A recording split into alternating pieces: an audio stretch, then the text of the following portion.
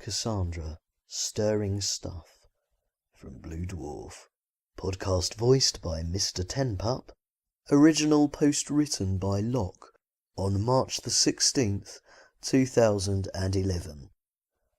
Bing bong! Ladies and gentlemen, the echoing speakers boomed. This is the Queen. Those screens across the ship that were still functioning crackled and hissed before finally resolving into an image of Queen Brittany, sharply dressed in a smart suit, standing behind a lectern. She stared out in silence for a moment. "Yes, I'm back," she began. "I was fortunate enough to be teleported off that blue midget at the last moment by a loyalist Molopodian faction. It took months to recover from my injuries sufficiently enough to be smuggled off planet and make my way here. Many brave Molopods have died so that I may stand before you today." Cass paused and leaned forward on the lectern, staring intently into the camera. "And what do you think it was that I found when I finally made it back to a human-controlled star system after so many months?" "I'll tell you what I found," she whispered, before shouting her answer. "Devastation and death on an industrial scale. One more in a long string of atrocities perpetuated by those smegging insects. That same vile, impure breed that originated the very plot to assassinate me." Cass stood tall, curling one slim hand into a fist, which she banged down on top of the lectern. "Hundreds, perhaps thousands of people have died today. Friends, colleagues, lovers, maybe even your children.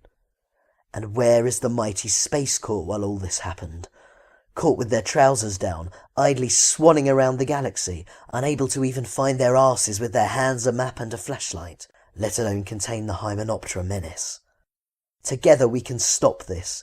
We can put an end to it forever. How, you may ask? What should our policy be? I say it should be to wage war by land, sea, air, space and time. War with all our might and with all the strength God has given us, and to wage war against a monstrous evil never surpassed, even in the dark and lamentable catalogue of humanity's crimes. That should be our policy. You ask, what is our aim? I can answer in one word. It is victory. Victory at all costs. Victory in spite of all terrors. Victory, however long and hard the road may be, for without victory, there is no survival. Let that be realized," Cass continued, lowering her voice. "No survival for the human race. No survival for all that the human race has stood for. No survival for the urge, the impulse of the ages, that mankind shall move forward toward his goal." Cass leaned forward on the lectern again, staring straight at the camera. "To put it simply, we are staring our extinction in the face. It's us or them. If we don't stop the Hymenoptera, before long, each and every single one of us and all our loved ones will be dead, our way of life destroyed, utterly, forever. I take up my task in this buoyancy and hope," Cass continued mildly, before she built slowly to a crescendo. "I feel sure that our cause will not be suffered to fail.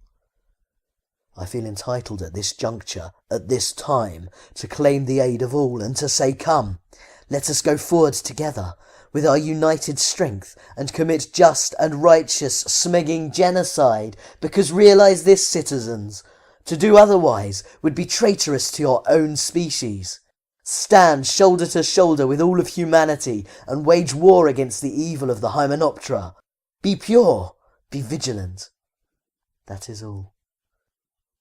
Queen Brittany flickered off the screens. "Ladies and gentlemen," boomed the speakers, "God save the Queen." "And clear," Cassandra smiled from behind the camera. "You were brilliant." Cass stepped down from behind the lectern. "Churchill will be revolving in his grave." "Ancient history," Cassandra smirked. Besides, if anyone even notices, they'll probably just think you were being brilliantly derivative.